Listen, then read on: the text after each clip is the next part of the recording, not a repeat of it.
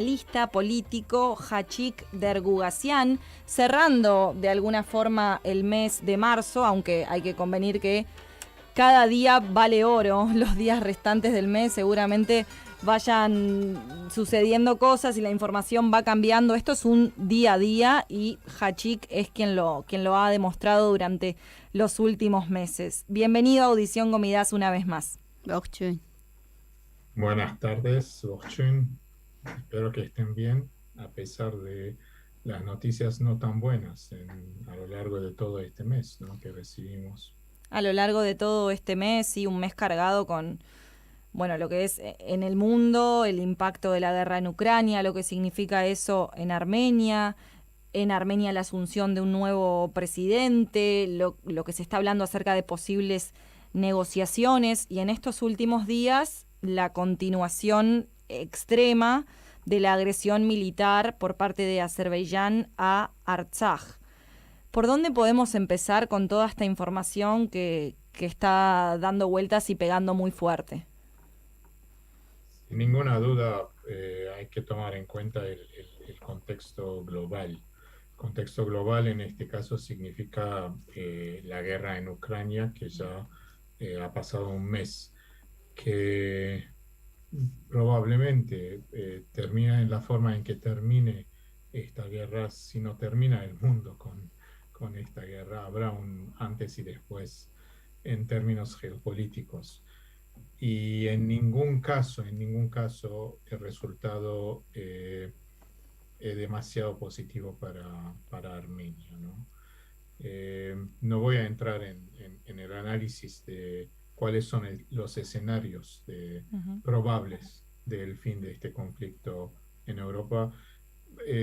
Probablemente el mayor conflicto, ¿no?, desde el fin de la Guerra Fría, no porque las otras guerras fueron menos crueles o menos hipócritas. Estoy pensando en general la guerra contra el terrorismo, por ejemplo, más allá de las causas, ¿no?, de esta guerra, pero sobre todo la intervención militar, invasión y ocupación de Irak, de Estados Unidos, Afganistán, evidentemente la guerra de 44 días que no ha terminado si consideramos el ataque de los últimos 2 días en Artsaj y el intento de parte de Azerbaiyán de recuperar, perdón, de avanzar y Sí. conquistar más pedazos el territorio histórico de Artsaj, que por suerte esta vez, digamos, con un precio como siempre alto que pagamos, se pudo frenar. Pero el incidente, y no sé si este incidente queda, digamos, limitado en el contexto de los últimos 2 días, si no fue un oportunismo Claro. o como en el 2016, pues, la guerra de 4 días nos hizo acordar, son pequeños ensayos en estas oportunidades y Azerbaiyán tiene toda la intención de avanzar, conquistar y sacar los armenios de sus territorios en Artsaj, pero también el sur de Armenia.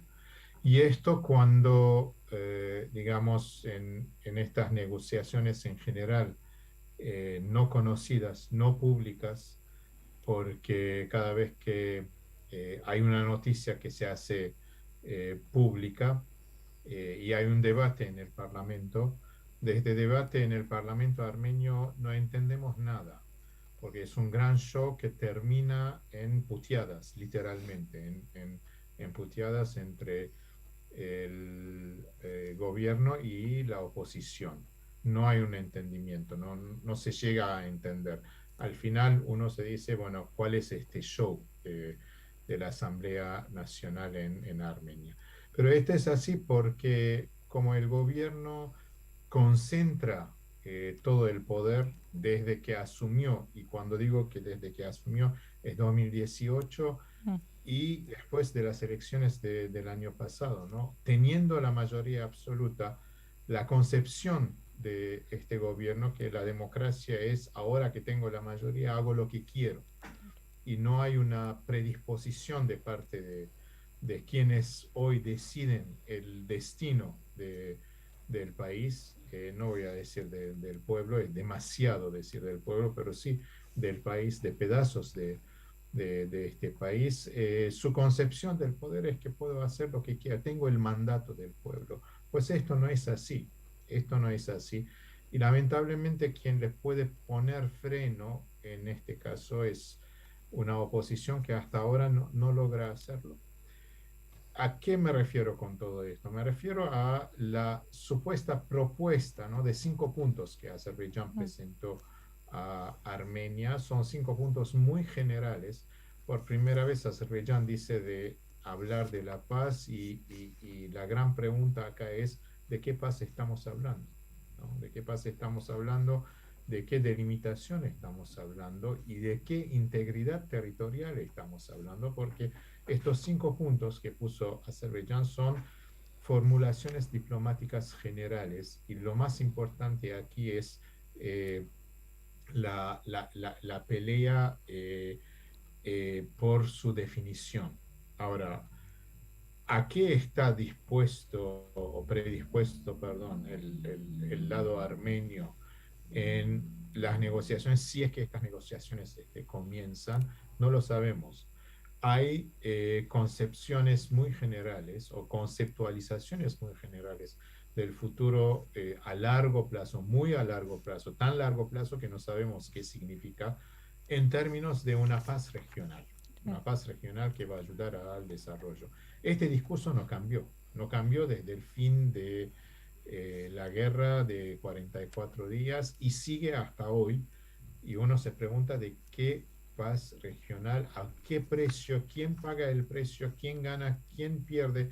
Son todas preguntas que cualquier politólogo, cualquier analista de relaciones internacionales se hace hoy. No tenemos respuestas. Digamos, la opinión pública en general se queda en las abstracciones que ofrece el gobierno. La oposición intenta sacar algo más concreto y la conclusión es que o es que no hay cosas concretas todavía, o el gobierno, como lo hizo desde el 9 de noviembre de 2020, Mm. está firmando o tomando compromisos muy en secreto que algún día se va a hacer público y va a ser muy tarde para Armenia y los armenios.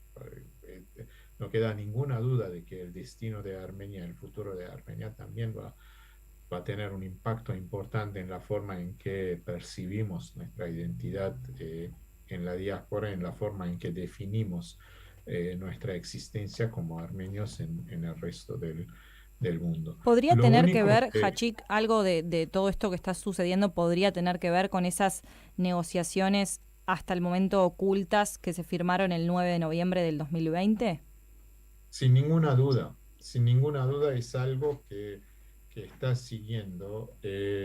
Yo tengo mis serias dudas y estoy casi seguro de que nada de esto se planifica en Yerevan porque un gobierno que perdió la guerra tiene una margen muy, muy estrecha, si es que existe esa margen, de crear una situación de poner reglas de juego. Es simplemente lo que llamamos en relaciones internacionales un seguidor de Mm.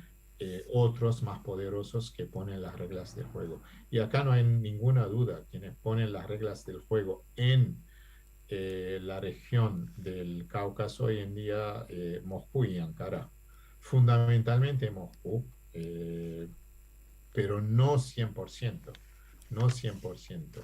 Entonces, probablemente para saber cuál es el destino de Armenia, hay que ver cómo es la visión desde Moscú al futuro de la región caucásica. Y esta visión hoy en día no tiene ninguna claridad por dos fundamentales razones. Primero, porque no se ha concretado la consecuencia de la derrota de Armenia y los acuerdos, entre comillas, tripartitos que se firmaron el 9 de noviembre de 2020. Siguen, digamos, las negociaciones. Lo único cierto es que hay una presencia rusa en Artsaj que no existía, pero Sí. esa presencia rusa de Artsaj tiene una fecha límite, ¿no? El resto se ve. Todo lo que está pasando, todo lo que está pasando, incluyendo las negociaciones de Armenia con Turquía, es con luz verde y estoy seguro con, digamos, preconsulta de parte de este gobierno que, digamos, se acuerdan, ¿no? Los primeros días se mostró muy, algunos sectores, por lo menos en este gobierno, se mostraron muy desafiantes a Rusia y hoy en día ya aprendió la lección y no hace más que seguir sin margen de maniobra lo que se dice, se decide en Moscú. Por lo tanto, ¿qué es lo que queda? Hay una margen de por lo menos controlar los daños y llegar a un acuerdo interno, pues esa es la gran pregunta y la respuesta hoy en día, en la forma en que lo vemos en la Asamblea Nacional, el debate público en Armenia y otra vez un poco la, eh, el silencio, ¿no? O la confusión que sigue reinante en la diáspora, no vemos. Algunos puntos interesantes a tomar en cuenta, si, digamos, si lo pensamos muy a corto plazo, la guerra en Ucrania hizo que se desplacen a Armenia eh, eh, eh, hombres y Mm. mujeres de negocio y el negocio llegue a Armenia. Esto significa, digamos, un desarrollo económico por Armenia, no a largo plazo, simplemente porque no existe ningún plan, no hay. ¿Qué van a hacer con esta oportunidad, ¿no? Que tanto de Ucrania como de Rusia llegan, digamos, por lo menos las noticias nos dicen que llegan. Lo cierto es que, según las noticias, otra vez, que, digamos, la gente quiere aprovechar de esta situación. Y aumentaron, por ejemplo, las rentas de departamentos. Hay algunos episodios que nos llegan desde Armenia donde la gente quiere, quien tiene rentados sus departamentos, etcétera, los quiere sacar porque a los nuevos que vienen a Armenia le van a cobrar mucho más, ¿no? Pero digamos, una visión desde el gobierno que va a pasar hoy, mañana, no lo sabemos, no lo sabemos. Eh, eh, o sea, no quiero ser tan pesimista, digamos, en esa visión. Hay que también decir que la diplomacia armenia, la política exterior de Armenia, está intentando, por lo menos, digamos, tener una presencia en las Naciones Unidas. Condenó, digamos, la presencia de una delegación de la ONU en ese evento que organizó Azerbaiyán en Shushi por los 30 años del ingreso de Azerbaiyán en la Organización de las Naciones Unidas. Y esto, digamos, la canciller armenia protestó. Ahora bien, ¿qué significa esto? ¿Cuáles las consecuencias? ¿Cómo le van a dar continuidad a esta protesta? Pues queda a ver. La protesta sería por la participación de la ONU en este evento, es decir, generando un lazo fuerte con Azerbaiyán al cumplirse los 30 años del ingreso a Como la un aval organización. de la ONU de que Sushi pertenece a Serbia, Claro. como cuando sabemos que, digamos, es una ciudad conquistada, es una ciudad ocupada y forma parte de lo que se está negociando, se tiene que negociar en el contexto del grupo de Minsk. ¿Podría pasar a mayores esa suerte de manifestación por parte de la Cancillería? No sabemos, eso es lo que esperamos, pero no se vio nada, ninguna continuidad, perdón, ninguna continuación esta protesta. Tampoco, digamos, en los discursos públicos, digamos, el gobierno da señal de que va a hacer algo, ¿no? Al Claro. contrario, si escuchamos algunos referentes claves del partido al poder en Armenia, más es un discurso que va a las concesiones, que va a las concesiones con una, ¿cómo decir?, indiferencia abrumadora por el destino y por lo que están pasando, digamos, que está pasando la Mm. población de Artsaj. Es increíble, ¿no? Increíble cuando en el medio del frío, porque está haciendo, si bien es primavera en Armenia, pero está haciendo frío, nevó en estos días, y Azerbaiyán cortó el gas a Artsaj. Y Ja- algunos salieron a decir, tenemos que vivir en estas claro. condiciones. Por supuesto, lo dijeron desde Yerevan, desde sus casas, desde sus, digamos, hogares bien calientes, ¿no? Hablando de Artsaj. Y niegan, constantemente niegan tener encuentros con diputados de Artsaj, cosa que lo está haciendo, por suerte, la oposición, ¿no? Mm. La oposición que está reclamando, que está encontrando con Artsaj, la oposición que quiere que haya un compromiso mayor y más público de parte de Armenia con respecto al futuro y al destino de Artsaj.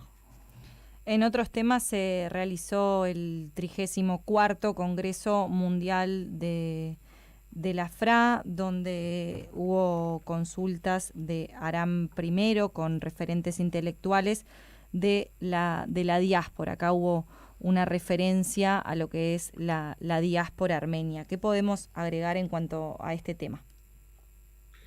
Sí, no hubo grandes sorpresas, digamos, del Congreso Mundial de la FRA. Si uno considera el Bureau, el Ujú. mayor cuerpo de dirigentes del partido electo, prácticamente los mismos nombres, ¿no?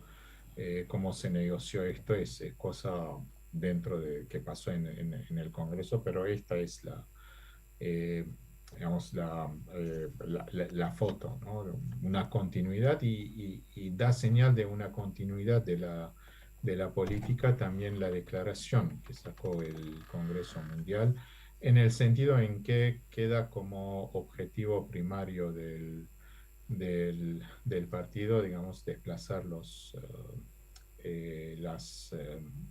autoridades en Armenia, hacer un cambio de régimen en Armenia a través, por supuesto, digamos, tanto de la acción parlamentaria como extraparlamentaria, ¿no? La movilización en las ciudades. Eso queda para ver en el caso de Armenia, considerando que en los pasados 3 años, digamos, hubo intentos y no tuvieron éxito, o sea, los resultados están a la vista.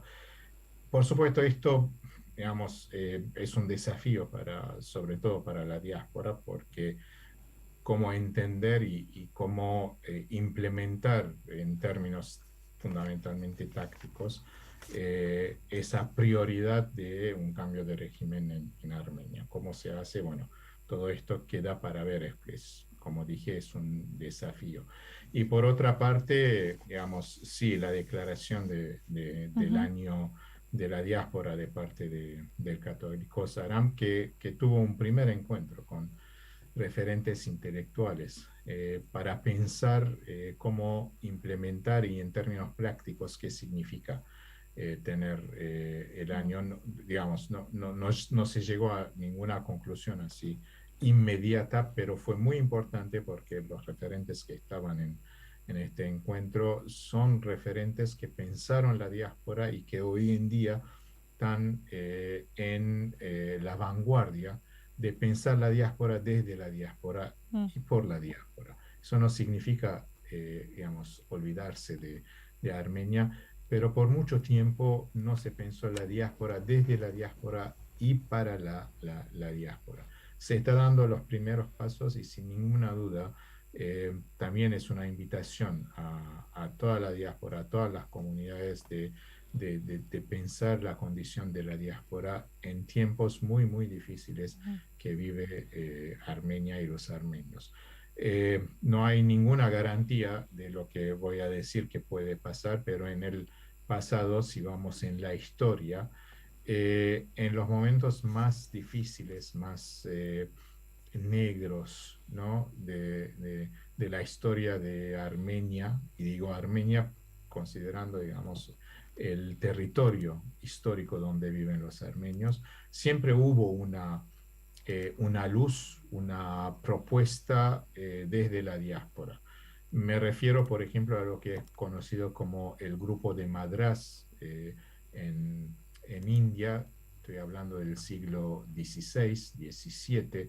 Estoy pensando en la iniciativa de los militaristas en Venecia. Todas propuestas, visiones que se formaron desde lo que llamamos hoy la diáspora en su momento, de comunidades o referentes intelectuales que vivían fuera de Armenia y que significaron mucho por el proceso de renovación de Zártong en armenio, Sí. como se dice, el renacimiento armenio en el siglo XIX. No estoy diciendo que esto va a pasar, lo que estoy diciendo que sí, la diáspora tiene que salir de este silencio y de este, digamos, inoperancia y el trauma que dejó la guerra de los 44 días. En Gerha Chic, antes de finalizar, quiero compartirte una pregunta que nos envía una oyente mientras escucha el análisis que estás haciendo. Seguramente de para mucho, pero si se puede responder al menos con algún punto o lo seguimos en otra instancia. Nos preguntan cuál crees que, a tu criterio, sería la solución para el tema de Artsaj. No me pueden preguntar algo un poco más fácil. No No, quería... no, no se puede hablar de solución, no, Bien. no se puede hablar de solución. Lo único es cierto es que debe haber mayor compromiso de parte del gobierno de Armenia con respecto al destino de Artsaj. Esto no queda claro. Claro. No queda claro en un momento en que sabemos que Azerbaiyán quiere solucionar el tema de Artsaj negando el derecho de existencia de Artsaj. Ahora, frente a eso, ¿cuál es el discurso de parte de las autoridades armenias? No lo sabemos, no lo sabemos, porque esquivan, no responden. Sabemos en los 30 años pasados, o sea, desde el 94 en adelante, vamos a decir así, por lo menos hasta 2018 o 2019, ahora voy a aclarar por qué, la política fue el mantenimiento del status quo. Tenía sus ventajas en que, digamos, la presencia armenia estaba en los territorios liberados e históricos. Tenía su desventaja, por supuesto, porque el status quo significaba no hacer nada de parte de Armenia para consolidar o llegar a una solución final. Mientras tanto, Azerbaiyán avanzaba en todo, en la preparación a una guerra fundamentalmente, y también diplomáticamente y en términos de comunicación internacional. Sí. Esto no se vio, hoy lo podemos decir, y es muy importante que tengamos este debate mirando hacia atrás. Ahora, ¿por qué dije 2018 de 2019? Voy a decir 2019, porque esa frase totalmente irresponsable, sin pensar, por un populismo barato, berreta, vamos a decir así. Artsaj es Armenia, y fin, eso es lo que dijo Artsaj Hayastane y Everch, Ujú. Nigol Pashinyan en Stepanager durante las elecciones de 2019 en Artsaj. Eso fue, digamos, fatal, Claro. simplemente porque demostró que no hay una visión de parte del gobierno que él, digamos, encabezaba en cuanto a la solución de Artsaj. Esto se tiene que dar, esto se tiene que terminar. La oportunidad de que se llegue a un consenso y claramente haya un plan de acción y que tenga, por supuesto, el respaldo de la oposición y de todos los armenios. De otra forma, hoy no se puede hablar de solución. Porque es fácil decir que Armenia reconozca la independencia de Artsaj, que Armenia haga esto, que Armenia haga... No, esto es, digamos, la consecuencia de lo que se decide, de lo que se consensúa como plan de acción internamente. Y la gran falla hoy en día es este desacuerdo que existe, esa confusión que existe en Armenia, en la clase Mm. política armenia, pero también en el resto de la armenidad, vamos a poner, el término mucho no me gusta, pero vamos a poner la armenidad, eso es la diáspora. Te agradecemos, Hachik, por la respuesta y por todo el análisis expuesto durante este programa de Gomidas. Nos volvemos a encontrar a la brevedad. Hasta luego, gracias.